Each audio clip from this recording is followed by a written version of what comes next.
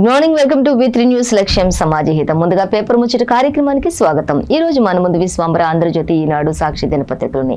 మరి ఏ దినపత్రికలో ఏ వార్తలు అనేది మనం మొదటగా చూసుకుందాం. సో మొదటగా చూసినట్లయితే విశ్వంబర దినపత్రిక చూద్దాం. విశ్వంబర దినపత్రిక చూసినట్లయితే ఈ రోజు మనకి ప్రధాన వార్తగా కనిపిస్తుంది రఫేల్ యుద్ధ విమానంలో విహరించిన రాష్ట్రపతి అనేది అయితే మనకి ఇక్కడ ప్రధాన వార్తగా కనిపిస్తుంది, చూడొచ్చు. ఆ తర్వాత మరొక హెడ్లైన్ చూసుకున్నట్లయితే అధికారులు అప్రమత్తంగా ఉండాలి అంటూ మోంతా తుఫాను విషయమై పలు జాగ్రత్తలు సూచనలు చేస్తున్నటువంటి ముఖ్యమంత్రి రేవంత్ రెడ్డి అంటూ కూడా మనకి ఇక్కడ క్లియర్ గా మెన్షన్ చేశారు. సో దానికి సంబంధించి మరి క్షేత్రస్థాయిలో ప్రతి ఒక్కరూ అందుబాటులో ఉండాలి, దానికి సంబంధించిన అన్ని ఏర్పాట్లను కూడా చూడాలి అంటూ మరి నేతలందరికీ కూడా, అధికార పార్టీ నేతలందరికీ కూడా దిశానిర్దేశం చేస్తున్నటువంటి పరిస్థితి అయితే మనం గమనించవచ్చు. సో దానికి సంబంధించిన డీటెయిల్స్ కూడా చూద్దాం. అలాగే ఇక మరొక వార్త చూసినట్లయితే 51 మంది మావోయిస్టులు లొంగుబాటు అనేది కూడా మనకి ఇక్కడ ఒక సంచలన వార్త అయితే కనిపిస్తుంది. వీరిలో 9 మంది మహిళా నక్సల్స్ కూడా ఉన్నట్లుగా తెలుస్తుంది అంటూ కూడా తెలుస్తున్నారు.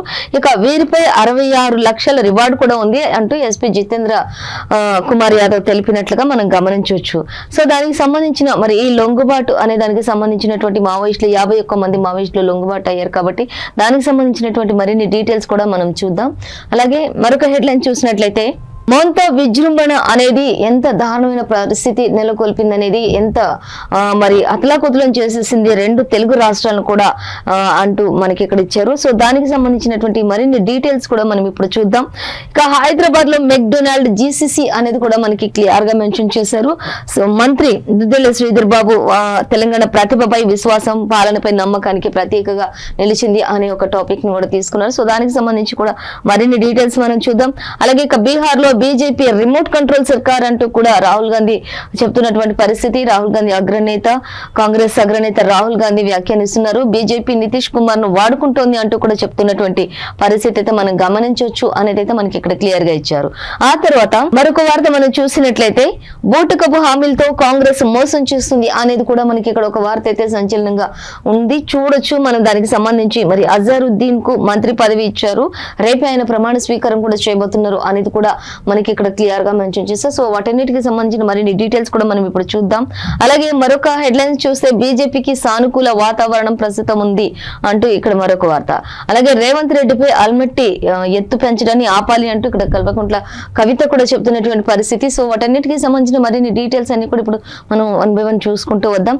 సో ఫస్ట్ అయితే మనం రఫేల్ యుద్ధ విమానంలోని విహరించినటువంటి రాష్ట్రపతి ప్రత్యక్షంగా వీక్షించిన చీఫ్ మార్షల్ ఏపీ సింగ్ అంటూ మనకి ఇక్కడ ఇవ్వటం జరుగుతుంది. సో రాష్ట్రపతిని తీసుకెళ్లినటువంటి విమానాన్ని నడిపినటువంటి గ్రూప్ కెప్టెన్ అమిత్ గ్యాహాని అనేది కూడా మనకి ఇక్కడ ఎంతో క్లియర్ గా మెన్షన్ చేశారు. సో దానికి సంబంధించిన మరిన్ని డీటెయిల్స్ అయితే మనకి 9th పేజీలో ఇచ్చారు, చూద్దాం ఒకసారి. చూసినట్లయితే 9th పేజీలో చూద్దాం దానికి సంబంధించిన మరిన్ని డీటెయిల్స్. అయితే మొత్తంగా ఏం లేదు, ఇక్కడ చూద్దాం. ఈ రాష్ట్రపతి ప్రత్యక్షంగా మరి చీఫ్ మార్షల్ ఏపీ సింగ్ ప్రత్యక్షంగా ఆవిడని తీసుకెళ్లినటువంటి ఆ విమానాన్ని నడిపినటువంటి గ్రూప్ కెప్టెన్ అమిత్ గ్యాహాని అక్కడంతా కూడా వారంతా కూడా ఉండి అక్కడ ఆ రఫేల్ యుద్ధ విమానంలో విహరించినటువంటి తీరు తెన్నులను మొత్తం కూడా అక్కడ ప్రత్యక్షంగా వీక్షించినట్లుగా మనం గమనించవచ్చు. సో దానికి సంబంధించి మరిన్ని డీటెయిల్స్ మరొకసారి చూసుకుందాం. అలాగే 51 మంది మావోయిస్టుల లొంగుబాటు అనేది కూడా మనం ఇక్కడ గమనించవచ్చు. ఇక వీరిలో 9 మంది మహిళా నక్సల్స్ ఉన్నారు అనేది కూడా మనకి ఎంతో చక్కగా క్లియర్ గా ఇచ్చారు.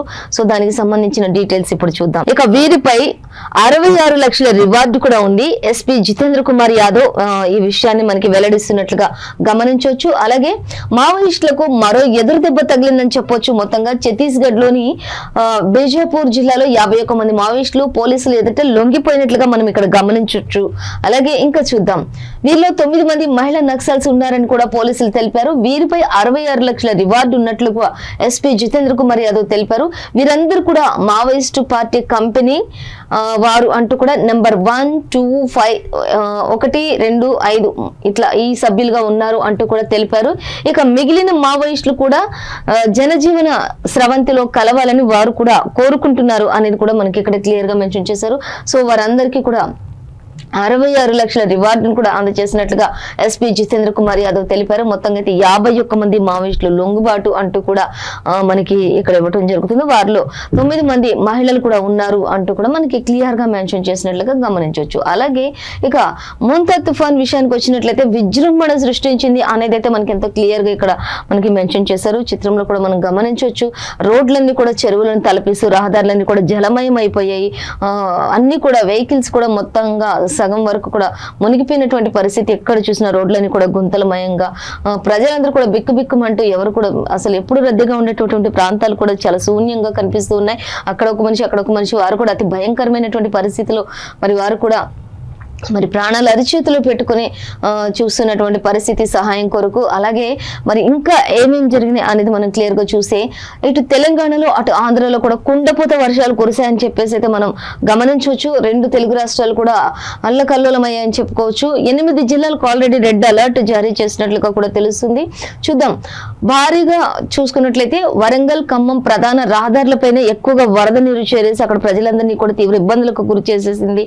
ఎవరు కూడా అక్కడ సైడ్ వెళ్లకుండా మరి అధికారులు కూడా రెడ్ అలర్ట్ జారీ చేసినట్లుగా తెలుస్తుంది అనేది అయితే మనకి ఇక్కడ క్లియర్ గా మెన్షన్ చేశారు. చూద్దాం. ఖమ్మం మహబూబాబాద్ జిల్లాల మధ్య కూడా రాకపోకలన్నింటినీ కూడా నిలిపివేసిన అధికారులు అంటూ కూడా మనకి ఇవ్వడం జరుగుతుంది. ఎక్కడ చూసినా కూడా ఈ కుండపోత వర్షానికి ఎడతెరిపి లేకుండా కురుస్తున్నటువంటి వర్షానికి మొత్తం రోడ్లంతా కూడా చెరువులను తలపించాయని చెప్పుకోవచ్చు అంటూ కూడా మనకి క్లియర్ గా మెన్షన్ చేశారు. అలాగే శ్రీశైలం ఖమ్మం మహబూబాబాద్ జిల్లాల మధ్య నిలిచిపోయినటువంటి రాకపోకలు, కోతకు గురైనటువంటి శ్రీశైలం హైదరాబాద్ హైవే అంటూ కూడా మరి ఎక్కడైనా సరే రోడ్లు కూడా తెగిపడే అవకాశం కూడా ఉంది అనేది కూడా అధికారులు అంచనాలు వేశారు. అంటే వెళ్తూ ఉన్న సమయంలో ఒక్కొక్కసారి రోడ్లు కూడా ఆ వరద తాకడికి తెగిపోయే అవకాశాలు ఉండొచ్చు అనేది కూడా ఇక్కడ మనకి క్లియర్ గా మెన్షన్ చేసినట్లుగా తెలుస్తుంది. అది కేవలం హైదరాబాద్ శ్రీశైలం మధ్య వెళ్ళేటటువంటి రహదారులపై ఎక్కువగా సూచనలు చేసినట్లుగా తెలుస్తుంది. ఎక్కువగా అలాంటి అవకాశం ఉంది అంటూ కూడా అధికారులందరూ కూడా ప్రజలకు ఎప్పటికప్పుడు మరి వారిని అప్రమత్తం చేస్తూ ప్రతి ఒక్కరికి కూడా అవగాహన కల్పించారని చెప్పుకోవచ్చు. ఈ విషయంలో ఎక్కడ కూడా మరి పశు నష్టం కానీ ఆస్తి నష్టం కానీ రాకుండా ప్రాణ నష్టం కానీ చూసుకోవాలంటే ముందుగానే సీఎం రేవంత్ రెడ్డి వివరించినట్లుగా తెలుస్తుంది. అలాగే చూద్దాం. మరొక వార్త చూసినట్లయితే వరంగల్ రైల్వే స్టేషన్ కూడా ముంచెత్తినటువంటి వరద అంటూ కూడా మనకి ఇక్కడ ఇచ్చారు. ఇక హన్మకొండలో భారీ వర్షాలు కురుస్తున్నాయి అంటూ కూడా మరి భారీగా అంటే హన్మకొండలో ఇంకా ఎక్కువ వర్షపాతం నమోదైంది అంటూ కూడా చెప్తూ ఉన్నారు. చెరువులను తలపించినటువంటి రహదారులు, తెలంగాణలోని భారీ వర్షపాతం నమోదవుతూ ఉంది అంటూ కూడా చెప్తున్నారు. నిన్న మరి అర్ధరాత్రి నుంచి అయితే కాస్త ఎడతెరిపి ఇచ్చింది అనేది అయితే మనం వర్షాన్ని బట్టి వాతావరణ శాఖ హెచ్చరికలు కూడా జారీ చేసినట్లుగా తెలుస్తుంది.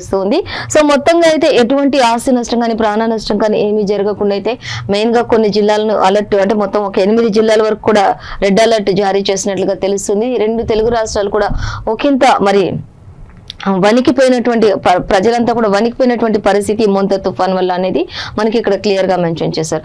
సో ఇక్కడ మరి రేవంత్ రెడ్డి ఏం చెప్తున్నారు అనేది మనం చూసుకున్నట్లయితే సీఎం రేవంత్ రెడ్డి అధికారులందరూ కూడా ఎప్పటికప్పుడు అప్రమత్తంగా ఉండాలి, ప్రజలను కూడా అప్రమత్తతగా చేయాలి, క్షేత్రస్థాయిలో వారికి ఎప్పటికప్పుడు కూడా ప్రతి ఒక్కరు కూడా అందుబాటులో ఉండాలి అనేది కూడా ఇచ్చారు. అలాగే ఎమర్జెన్సీ నంబర్స్ కూడా ఇవ్వడం జరుగుతూ ఉంది అనేది కూడా మనకి ఇక్కడ క్లియర్ గా మెన్షన్ చేశారు. సో చూద్దాం ఇంకా ఏం చెప్తున్నారు.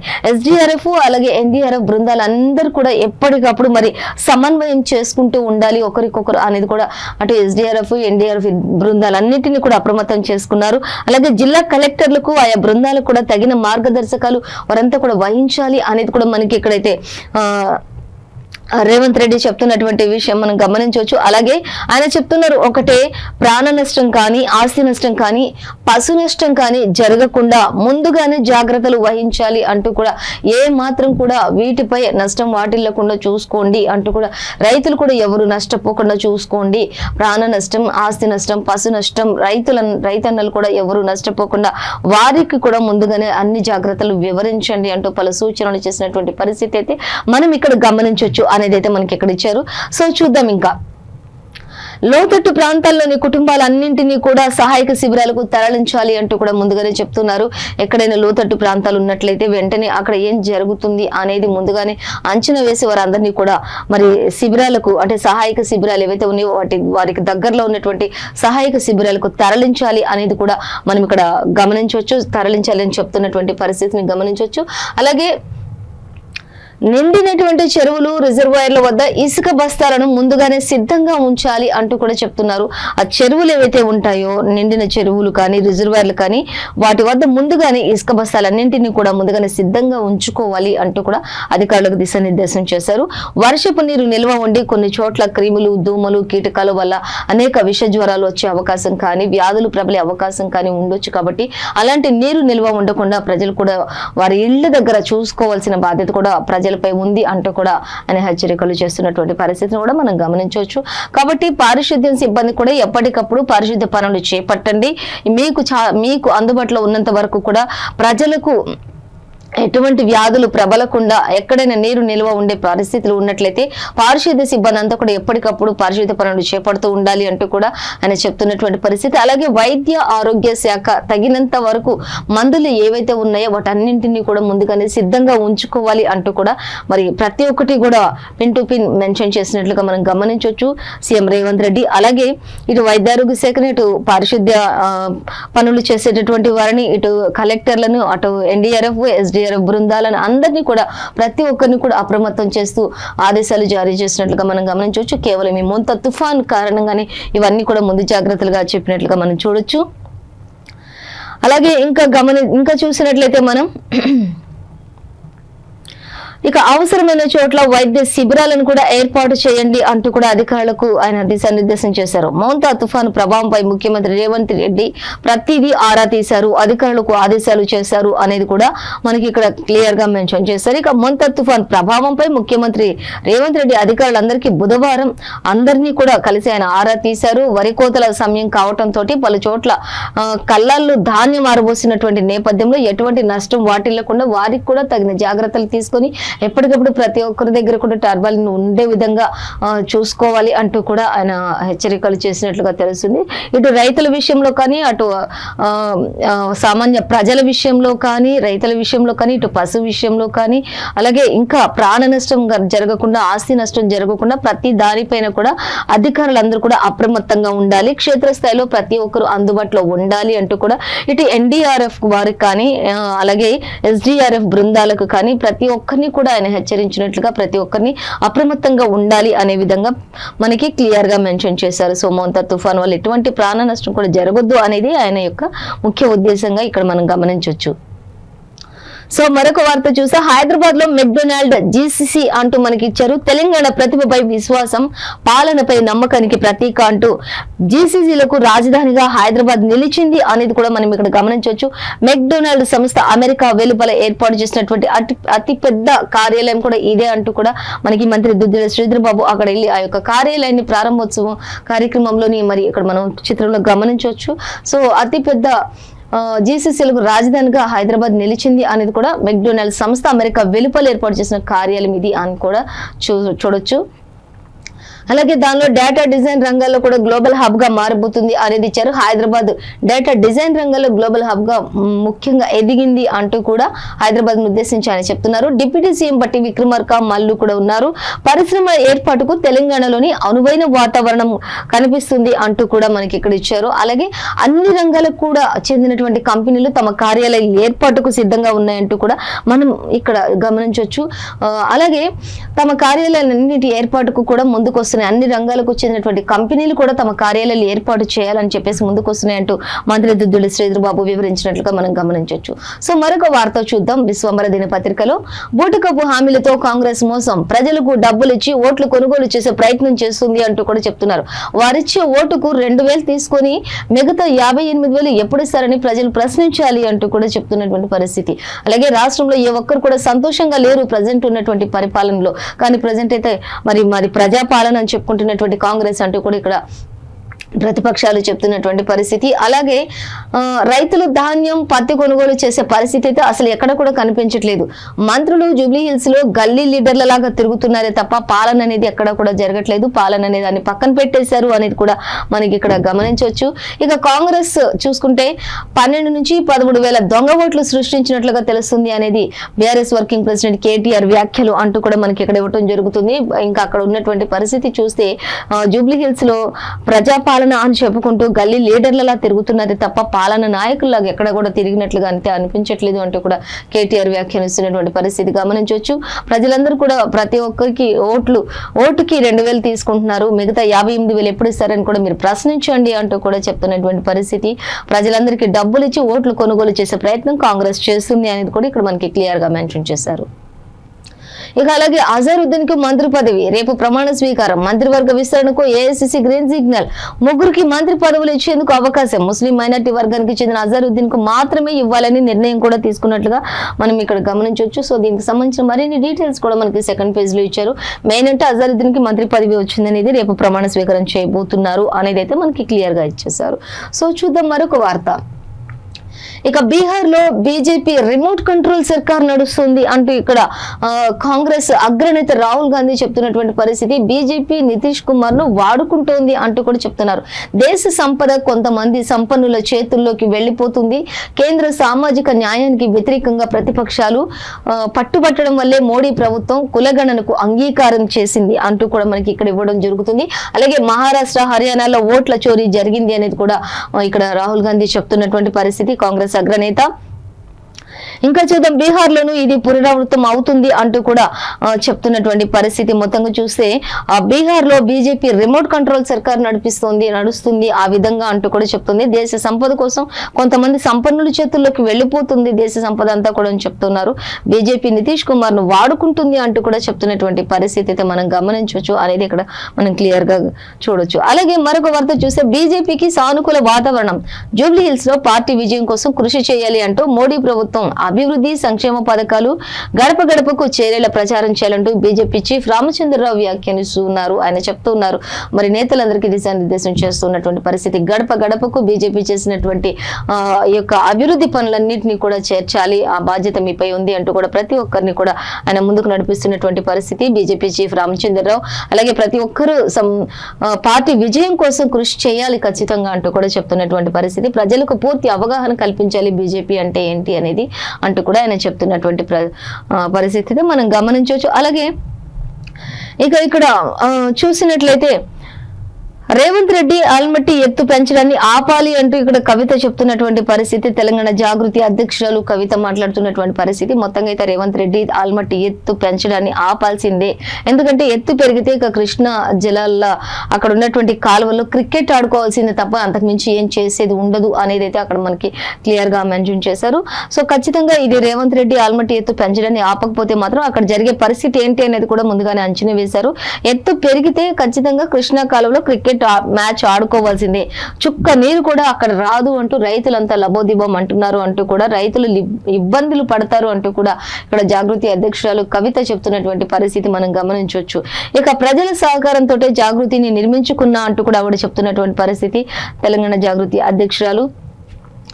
ఇక ఆల్మట్టి ఎత్తుకు సంబంధించి ఆవిడ మాట్లాడుతున్నటువంటి పరిస్థితి. సో దానికి సంబంధించి అసలు అక్కడ ఏం జరుగుతుంది అనేది మనం సెకండ్ పేజ్ లో చూసినట్లయితే చూద్దాం ఏముంది అనేది మనం సెకండ్ పేజ్ లో అసలు అక్కడ మరి ఆ ఎత్తు పెరగడం వల్ల అక్కడ ఏం జరుగుతుంది అనే దానికి సంబంధించి చూసుకున్నట్లయితే మొత్తంగా అయితే అక్కడ ప్లేస్ లో ఇంకా చూసుకున్నట్లయితే అక్కడ క్రికెట్ ఆడుకోవాల్సిందే, క్రికెట్ మ్యాచ్ ఆడుకోవాల్సిందే తప్ప ఇంకా ఏం జరిగేది ఉండదు అక్కడ అనేది అయితే మనకి ముందుగానే చెప్తున్నటువంటి పరిస్థితి. చూద్దాం ఇంకా దానికి సంబంధించిన పూర్తి డీటెయిల్స్ కూడా చూసినట్లయితే, ఇక రేవంత్ రెడ్డి ఆల్మట్టి ఎత్తు పెంచడాన్ని ఆపాలి, ఆపకపోతే అక్కడ ఏం జరుగుతుంది అనేది మహబూబ్ నగర్ జిల్లాలో ఆనుకుని ఉన్నటువంటి కర్ణాటకలో ఆల్మట్టి ప్రాజెక్టు ఎత్తు పెంచుతున్నారు, దానిని ఆపాలి అంటూ జాగృతి తెలంగాణ జాగృతి అధ్యక్షురాలు కవిత డిమాండ్ చేస్తూ ఉన్నారు అనేది మనకి ఇక్కడ ఇవ్వడం జరుగుతుంది. సో జాగృతి జనంబాట కార్యక్రమంలో భాగంగానే కవిత మహబూబ్ నగర్ జిల్లాలో పర్యటిస్తున్నారు. ఆ పర్యటిస్తున్నటువంటి సమయంలోనే ఈ విషయంపై కూడా ఆవిడ ప్రస్తావన తీసుకొచ్చినట్లుగా మనం గమనించవచ్చు అనేది అయితే మనకి ఇక్కడ క్లియర్ గా ఇచ్చారు. చూద్దాం ఇంకా ఏం చెప్తున్నారు. ఇక కర్ణాటకలో ఉన్నది కూడా కాంగ్రెస్ ప్రభుత్వమే కాబట్టి రేవంత్ రెడ్డి ఆ ప్రాజెక్టు ఎత్తు పెంచకుండా ఆపాలని ఆవిడ సూచిస్తున్నారు. ప్రాజెక్టు ఎత్తు పెరిగితే మాత్రం కృష్ణా కాలువలో క్రికెట్ మ్యాచ్ ఆడుకోవాలని, చొక్క నీరు కూడా రాదని చెప్పారు. రైతులు ఇబ్బంది పడతారని కూడా అన్నారు. వానలు పడకపోతే నీళ్లు వచ్చే పరిస్థితి అసలు లేనే లేదు అంటూ కూడా ఆవిడ స్పష్టంగా చెప్తున్నారు. ఎట్టి పరిస్థితుల్లోనూ దానిని ఆపాలని కూడా చెప్పినట్లుగా తెలుస్తుంది. తెలంగాణ ఉద్యమం సమయంలో జాగృతి అనేక కార్యక్రమాల్లో పాల్గొన్నట్లుగా కూడా తెలిపారు. ప్రజల సహకారంతో జాగృతిని నిర్మించుకున్నామని కూడా దానిని కొనసాగిస్తామని కూడా ఆవిడ చెప్పినట్లుగా మనం గమనించవచ్చు. సో అలాగే ఇక మరొక వార్తా పత్రిక చూసినట్లయితే ఆంధ్రజ్యోతి దినపత్రిక చూద్దాం. మనకి విశ్వంబర దినపత్రికలు అయితే ఈ విధంగా ఇచ్చారు. సో మరి ఇప్పుడు ఆంధ్రజ్యోతి దినపత్రిక చూద్దాం. ఆంధ్రజ్యోతి దినపత్రికలకు మనకి ఏమి ఇచ్చారు ఏంటి అనేది మనం క్లియర్ గా చూద్దాం. సో నెక్స్ట్ మనం ఆంధ్రజ్యోతి దినపత్రిక చూద్దాం. ఆంధ్రజ్యోతి దినపత్రిక చూసినట్లయితే మనకి ఆంధ్రజ్యోతి దినపత్రికలు కూడా ప్రధాన వార్తగా ఏదైనా ఉంది అనేది మనం చూసినట్లయితే రఫేల్ లో రాష్ట్రపతి అనేది ఇచ్చాడు. యుద్ధ విమానంలో ప్రయాణించిన ద్రౌపది ముర్ము అంటూ ఇచ్చారు. రాష్ట్రపతి 15,000 అడుగుల ఎత్తు, గంటకు 700 కిలోమీటర్ల వేగంతో ప్రయాణించింది. ఇది ఒక అద్భుతమైన అనుభూతి అంటూ కూడా ఆవిడ చెప్పడం జరుగుతూ ఉన్నటువంటి పరిస్థితి అయితే మనం చూడొచ్చు. ఇక మరుపురాని అనుభూతి అన్న త్రివిధ దళాల అధిపతి 2 వేర్వేరు యుద్ధ విమానాల్లో ప్రయాణించిన తొలి రాష్ట్రపతిగా రికార్డుకి ఎక్కారు ద్రౌపది ముర్ము అంటూ కూడా మనం ఇక్కడ గమనించవచ్చు. సో వారితో పాటుగా మరి తొలి రాష్ట్రపతి ముర్ముతో రఫేల్ తొలి మహిళా పైలట్ శివాంగి కూడా ఇక్కడ మనకి పిక్చర్ లో చూడొచ్చు. ఇద్దరు కూడా మహిళలు అవటం ఎంతో మరి గర్వించదగ్గ విషయం అంటూ కూడా మనకి ఇక్కడ ఇచ్చారు. తొలి యుద్ధ విమానంలో ప్రయాణించిన ద్రౌపది ముర్ము 15,000 అడుగుల ఎత్తు, గంటకు 700 కిలోమీటర్ల వేగం, మరుపురాని అనుభూతి అన్న త్రివిధ దళాల అధిపతి 2 వేర్వేరు యుద్ధ విమానాల్లో ప్రయాణించిన తొలి రాష్ట్రపతిగా మరి చరిత్రకెక్కారు అనేది కూడా రికార్డు సృష్టించారు అనేది కూడా మనకి ఇక్కడ గమనించవచ్చు. రాష్ట్రపతి ముర్ముతో రఫేల్ తొలి మహిళ శివాంగి అంటూ కూడా పైలట్ శివాంగి గురించి కూడా మనకి ఇక్కడ ఇవ్వడం జరుగుతుంది. సో మరొక వార్త చూసినట్లయితే ఇక మోత అంటూ మనకి ఇక్కడ ఇవ్వడం జరుగుతుంది. ఇక విద్యార్థులందరూ కూడా చెరువును తలపిస్తున్నటువంటి పరిస్థితిని మనం ఇక్కడ గమనించవచ్చు. విద్యార్థులందరూ ఏ విధమైనటువంటి మరి కష్టాలు పడుతున్నారు అంటే వారు ఆల్మోస్ట్ సగం వరకు ఇక్కడ నిండిపోయినటువంటి పరిస్థితి, నడుము లోతు వరకు కూడా నీళ్లు వచ్చేసినటువంటి పరిస్థితి. ఒకరినొకరుగా జంటగా పట్టుకొని వారి యొక్క మరి పాదచారులు ఏవైతే ఉంటాయో అవన్నిటిని కూడా చేతులతో పట్టుకొని మొత్తం వారందరూ కూడా ఆ నీటిలో ఆ చెరువును తలపిస్తున్నటువంటి ఆ నీటిలో ఎలా ఒకరొకరుగా మరి చైన్ లాగా ఒకరికొకరు సహాయం చేసుకుంటూ ముందుకెళ్తున్నటువంటి పరిస్థితిని మనం ఇక్కడ గమనించవచ్చు. అలాగే రోడ్లు కూడా చెరువును తలపిస్తున్నటువంటి పరిస్థితి అయితే మనం ఇక్కడ గమనించవచ్చు. ఇక చెరువును తలపిస్తున్న హన్మకొండ చౌరస్తా నల్గొండ జిల్లా కొమ్మెపల్లి గురుకుల పాఠశాల నుంచి విద్యార్థులను సురక్షిత ప్రాంతాలకు తరలిస్తున్నటువంటి అధికారులు అంటూ కూడా వారంతా కూడా దగ్గరుండి మరి ఈ యొక్క ప్రయత్నాలన్నింటినీ కూడా చేస్తున్నటువంటి పరిస్థితి అంటూ మనకి ఇక్కడ గమనించవచ్చు. అలాగే ఇంకో చూద్దాం. వరంగల్, ఖమ్మం, నల్గొండ ఉమ్మడి జిల్లాలో ఇప్పటికే దంచి కొట్టినటువంటి వాన, ఇక నీటి పాలైనటువంటి వరి అంటూ కూడా ఇక్కడ ఖమ్మం జిల్లాలో కల్లూరులో నీటి పాలైనటువంటి వరి పంట అంటూ కూడా మనకి ఇక్కడ మెన్షన్ చేశారు, గమనించవచ్చు, చూడొచ్చు మనం. అలాగే ఇంకా మోత మోగిస్తూ ఉంది. పొంగిన వాగులు వంకలు, జల దిగ్బంధంలో మారుమూల గ్రామాలు, వర్షాలకు 2 మృతి, వరదలో వ్యాన్ డ్రైవర్ గల్లంతైనటువంటి పరిస్థితి గమనించవచ్చు. పంట నష్టంలో అన్నదాతల గుండె చెరువైపోతుంది అంటూ చెప్తున్నారు. ఒరిగిన వరి, తడిసిన పత్తి, పలు రైళ్ల రద్దు, కొన్ని దారుల మళ్లింపు, 25 స్టేషన్లో హెల్ప్ డెస్క్ ఏర్పాట్లు, అవసరమైతేనే తప్ప ప్రయాణాలు వద్దు అంటూ చెప్తున్నటువంటి దక్షిణ మధ్య రైల్వే అధికారుల సూచనలు. శంషాబాద్ విమానాల రాకపోకలకు కూడా అంతరాయం ఏర్పడింది అంటూ కూడా చెప్తున్నారు. ఈ మోంతా తుఫాను ప్రభావంతో బుధవారం హైదరాబాద్ సహా వరంగల్, ఖమ్మం, నల్గొండ ఉమ్మడి జిల్లాల్లో భారీ వర్షాలు కురిశాయి అనేది కూడా, అలాగే మరికొన్ని జిల్లాల్లో కూడా వానలు కురిశాయి. ఫలితంగా జనజీవనం స్తంభించిపోయింది అంటూ కూడా ఇచ్చారు. ఇక లోతట్టు ప్రాంతాలు జలమయమయ్యాయి అంటూ కూడా ఇచ్చారు. వరి, పత్తి తదితర పంటలకు తీవ్ర నష్టం వాటిల్లింది అనేది కూడా మనకి ఇక్కడ క్లియర్ గా మెన్షన్ చేశారు ఆంధ్రజ్యోతి దినపత్రికలో. సో చూద్దాం. మరొక దినపత్రిక చూసినట్లయితే సాక్షి దినపత్రిక చూద్దాం. సాక్షి దినపత్రిక చూసినట్లయితే మనకి ఫస్ట్ ప్రధానంగా ఇచ్చిన వార్త ఏదైనా ఉంది అంటే ఆ ముంచేసిన మోంత, ఆ తర్వాత యుద్ధ విమానంలోని రాష్ట్రపతి అనేది అయితే మనకి ఇక్కడ క్లియర్ గా ఇచ్చారు. ఇంకా అలాగే యువతలో హార్ట్ స్ట్రోక్స్ ఎక్కువగా అంటూ మనకి ఇక్కడ ఒక వార్త అయితే ఇచ్చారు. భారత యువతలో గుండెపోటు ప్రమాదం ఆందోళనకరమైన రీతిలో పెరిగిపోతుంది అనేది అయితే మనకి ఇక్కడ ఇచ్చారు. యుద్ధ విమానంలో రాష్ట్రపతి ఏ విధంగా ప్రయాణించారు అనే దానికి సంబంధించి మనకి ఇక్కడైతే ఒక చిత్రంలో పెద్దగా చూపిస్తూ ఉన్నారు, మనం గమనించవచ్చు. హర్యానాలోని అంబాలా ఎయిర్ ఫోర్స్ స్టేషన్ లో అత్యంత శక్తివంతమైన అటువంటి రఫేల్ ఫైటర్ జెట్ వద్ద రాష్ట్రపతి ద్రౌపది ముర్ము ఈ విధమైనటువంటి గెటప్ లో మనకి కనిపిస్తూ ఉన్నారు. ఆవిడ ప్రయాణించిన విధానం, ఆవిడ షేర్ చేసుకున్నటువంటి ఇవన్నీ మనం ఇప్పుడు చూద్దాం వివరాలు. రఫేల్ ఫైటర్ జెట్ లో ద్రౌపది ముర్ము విహారించారు అంటూ కూడా మనకి ఇక్కడ చూస్తూ ఉన్నాం. 2 వేర్వేరు ఫైటర్ జెట్లలో ప్రయాణించినటువంటి తొలి రాష్ట్రపతిగా కూడా రికార్డుకి ఎక్కారు. అంబాలా ఎయిర్ బేస్ నుంచి 30 నిమిషాల పాటు ఆవిడ పర్యటన చేశారు అనేది కూడా మనకి ఇక్కడ ఇచ్చారు. పైలట్ గా వ్యవహరించిన గ్రూప్ కెప్టెన్ అమిత్ గహానీ అంటూ కూడా అక్కడ తమ గురించి ఇచ్చారు. ఇక గతంలో సుఖోయ్ 30 MKIలో ప్రయాణించినటువంటి ముర్ము యుద్ధ విమానంలో విహరించిన 3వ రాష్ట్రపతిగా ఘనతకెక్కారు అనేది అయితే మనకి ఇక్కడ ఇచ్చారు. సో మొత్తంగా మనకి ఏ పేపర్ లో చూసినా కూడా ఫస్ట్ ప్రధానంగా అంటే మనకి యుద్ధ విమానంలో ప్రయాణించినటువంటి రాష్ట్రపతి అనేది అయితే మనకి మెయిన్ గా ఇస్తున్నటువంటి పరిస్థితి గమనించవచ్చు. ఆ తర్వాత చూసుకున్నట్లయితే ఇక ముంచేసిన మోంత అంటూ ఇచ్చారు. చూద్దాం. ఇక తుఫాను ప్రభావంతో రాష్ట్ర వ్యాప్తంగా భారీ వర్షాలు,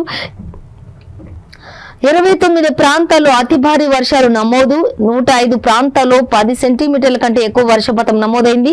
అత్యధికంగా నమోదైనటువంటి పరిస్థితి చూసుకుంటే హనుమకొండ జిల్లా భీమదేవరపల్లిలో 41.04 సెంటీమీటర్లు, పొంగి పొర్లుతున్నటువంటి వాగులు, మళ్లీ మత్తళ్లు దుంకుతున్నటువంటి చెరువులు అంటూ కూడా మనకి ఇక్కడ క్లియర్ గా మెన్షన్ చేశారు.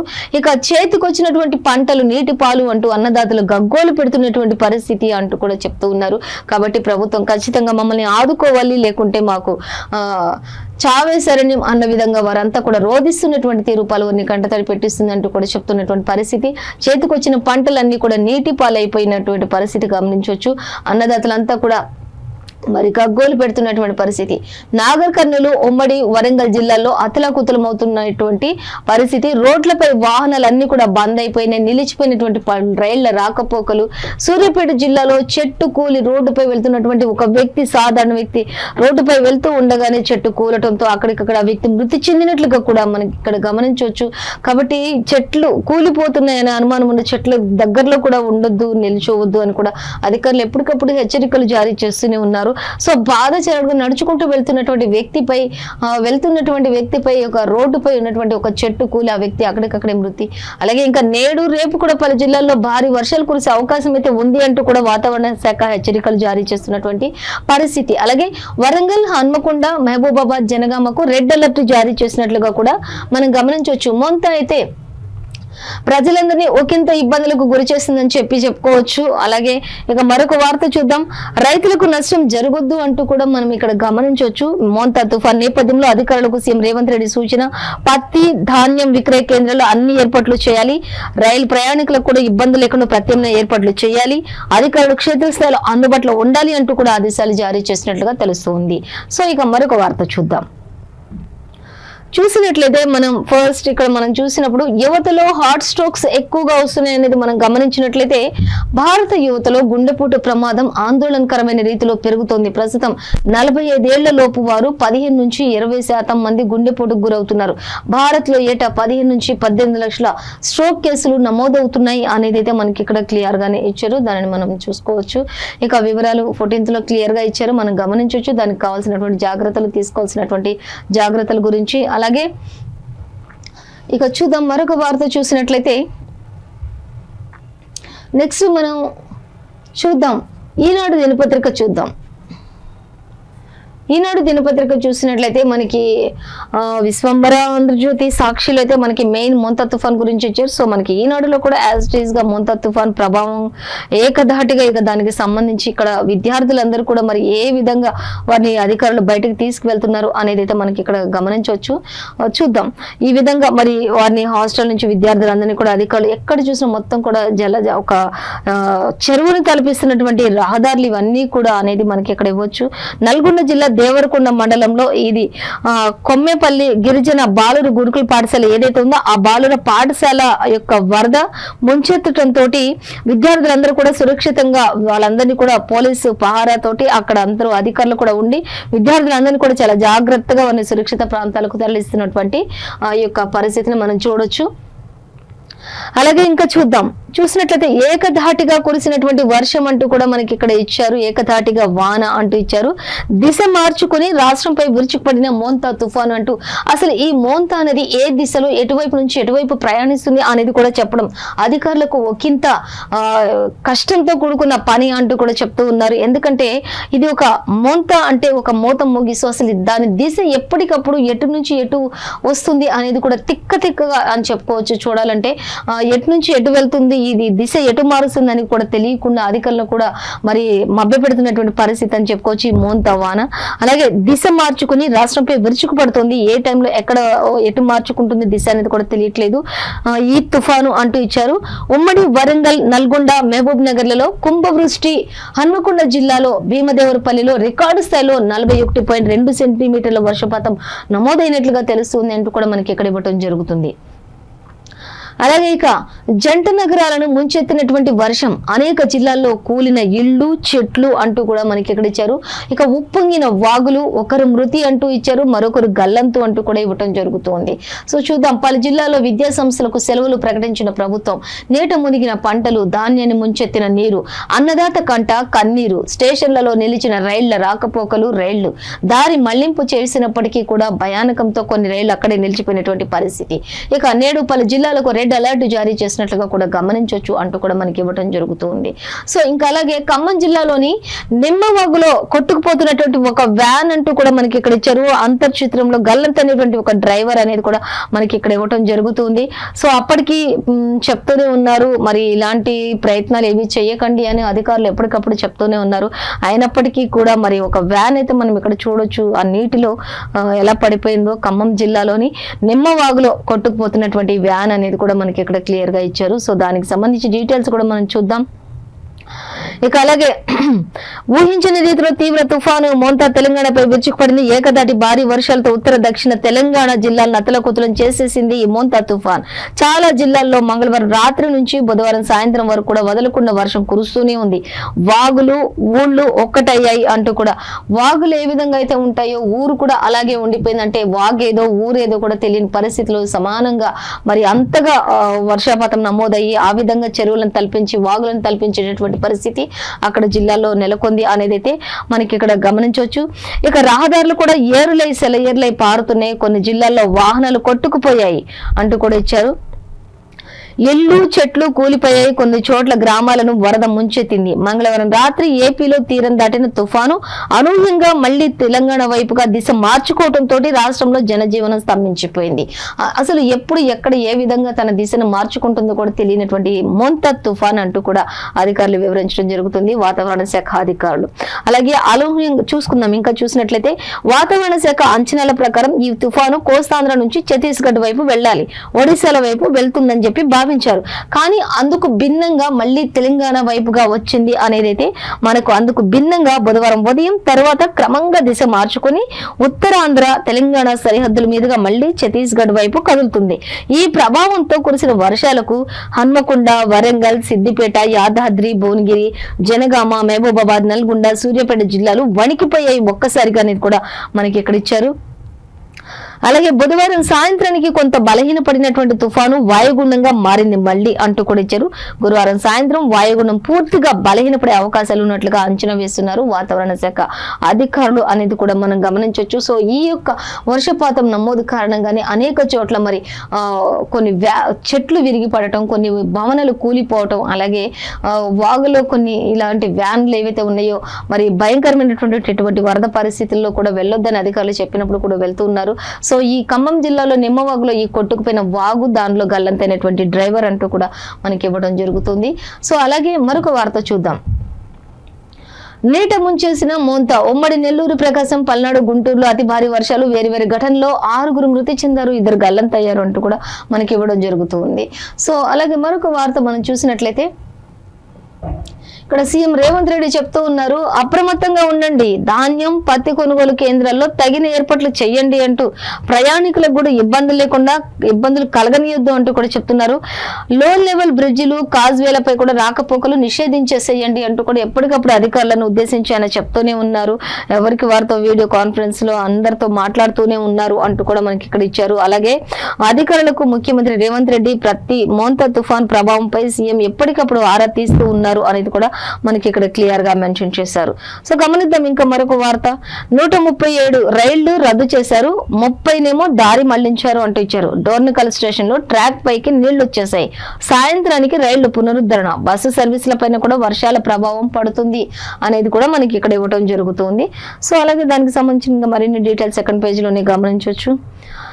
అలాగే చూద్దాం ఇక జూబ్లీ హిల్స్ లో కాంగ్రెస్ గెలిస్తే అరాచకాలకు ఊతమంటూ కూడా మనకి ఒక వార్త అయితే ఇక్కడ సంచలనంగా గమనించవచ్చు. ప్రజలకు అండగా నిలిచేది భాజపానే కేంద్ర మంత్రి కిషన్ రెడ్డి చెప్తున్నారు. జూబ్లీ హిల్స్ లో ఖచ్చితంగా భాజపా గెలుపు ఖాయం అంటూ కూడా చెప్తున్నారు. ఒకవేళ కాంగ్రెస్ వచ్చినట్లయితే కనుక అరాచకాలకు నిలయంగా మారుతుంది అంటూ, అరాచకాలకు ఊతంగా ఉంటుంది అంటూ కూడా మరి కిషన్ రెడ్డి చెప్తున్నటువంటి పరిస్థితి. జూబ్లీ హిల్స్ ఉప ఎన్నికల్లో మజ్లిస్ బహిరంగంగా మద్దతిస్తున్న కాంగ్రెస్ అభ్యర్థి విజయం సాధిస్తే కనుక ఐటీ రంగానికి కేంద్రంగా అభివృద్ధి సాధించినటువంటి కొత్త నగరం కూడా పాత బస్తీలా మారిపోతుందని కేంద్ర మంత్రి కిషన్ రెడ్డి ఆరోపించారు. హైదరాబాద్ లో మజ్లిస్ అరాచకాలు పెరిగిపోతాయని వ్యాఖ్యానించారు అంటూ కూడా మనం ఇక్కడ గమనించవచ్చు. కాంగ్రెస్ నుంచి నవీన్ యాదవ్ గెలుపొందిన వచ్చే ఎన్నికల్లో తిరిగి టికెట్ ఇవ్వబోరని మజ్లిస్ గూటికి చేరి పోటీ చేస్తారని అన్నారు. షేక్పేట ఎర్రగడ్డ డివిజన్లలో ఆయన నిర్వహించినటువంటి ఈ సమావేశంలో మాట్లాడినటువంటి పరిస్థితి అంటూ కూడా మనకి ఇక్కడ ఇచ్చారు. అలాగే గగన విహారం రఫేల్లో రాష్ట్రపతి అనేది మనకి ఇక్కడ ఈనాడు దినపత్రికలు కూడా ఇచ్చారు. సో మనకి ప్రతి పేపర్లో అయితే ఇది మనకి మెయిన్ గా ఫస్ట్ అయితే ఇచ్చారు ఈ న్యూస్ ని. కానీ ఇక్కడ మనకి ఈనాడులో చూసుకున్నట్లయితే రఫేల్లో గగన విహారంలోని రాష్ట్రపతి అనేది మనకి చివరికి ఇవ్వటం జరుగుతుంది. సో దీనికి సంబంధించినటువంటి అన్ని డీటెయిల్స్ కూడా మనం సెకండ్ పేజ్ లో చూడొచ్చు. మెయిన్ అంటే మనకి ఇక్కడ రాష్ట్రపతి ద్రౌపది ముర్ము తొలి మహిళగా గుర్తించవచ్చు ఇలా ప్రయాణించినటువంటి వారిలో అనేది అయితే మనకి ఇక్కడ క్లియర్ గా మెన్షన్ చేసినటువంటి పరిస్థితి గమనించవచ్చు. సో సెకండ్ పేజ్ లో చూద్దాం, డీటెయిల్స్ ఏవైతే ఉన్నాయో చూద్దాం మనం. సో ఇక రఫేల్లో రాష్ట్రపతి ఏ విధంగా దానికి సంబంధించిన డీటెయిల్స్ మనం చూసినట్లయితే రఫేల్లో రాష్ట్రపతి గగన విహారం. రాష్ట్రపతి ద్రౌపది ముర్ము శత్రు భీకర రఫేల్ యుద్ధ విమానంలో బుధవారం గగన విహారం చేశారు. హర్యానాలోని అంబాలాలో ఉన్నటువంటి భారత వాయుసేన స్థావరం నుంచి ఈ యొక్క యుద్ధ విమానంలో నింగిలోకి దూసుకెళ్లిన ఆమె దాదాపుగా 30 నిమిషాల వరకు విహరించారు అని చెప్పుకోవచ్చు అంటూ కూడా మనకి క్లియర్ గా మెన్షన్ చేశారు. సో మనకి ఈ రోజు అయితే ఏ పేపర్ లో చూసినా కూడా మెయిన్ అంటే మనకి మోంతా తుఫాను విషయానికి సంబంధించి ఎక్కువ అంటే మనకి ఏ విధంగా బీభత్సం సృష్టించింది అనేది వాతావరణ శాఖ హెచ్చరికలు జారీ చేసినటువంటి విధానం కానీ, 2 రాష్ట్రాల మంత్రులు తీసుకున్నటువంటి జాగ్రత్తలు కానీ, ఈ విషయాన్ని అయితే మనకి మెయిన్ గా ప్రస్తావించడం జరిగింది ప్రతి పేపర్ లో కూడా. ఆ తర్వాత అయితే మరి రఫేల్ యుద్ధ విమానంలో మరి ప్రయాణించినటువంటి ద్రౌపది ముర్ము, అలాగే మెక్డొనాల్డ్ కంపెనీస్ గురించి కూడా మరి దుద్దిల శ్రీధర్ బాబు మంత్రి అక్కడ మనకి ఏ విధంగా హైదరాబాద్ హబ్ గా మారబోతుందనే దాని గురించి కూడా మెయిన్ క్లియర్ గా మనకి చెప్పడం జరుగుతుంది. ఇక ప్రతి విషయం కూడా ప్రతి పేపర్ లో కూడా యాజ్ ఇట్ ఈజ్ గానే ఇచ్చారు, కొన్ని చిన్న మార్పులు చేర్పులు తప్ప. సో ఇదండి ఇవాళ పేపర్ ముచ్చట కార్యక్రమం విశేషాలు. మరో పేపర్ ముచ్చట కార్యక్రమంతో మళ్ళీ రేపు కలుసుకుందాం. అంతవరకు చూస్తూనే ఉండండి V3 న్యూస్, లక్ష్యం సమాజ హితం.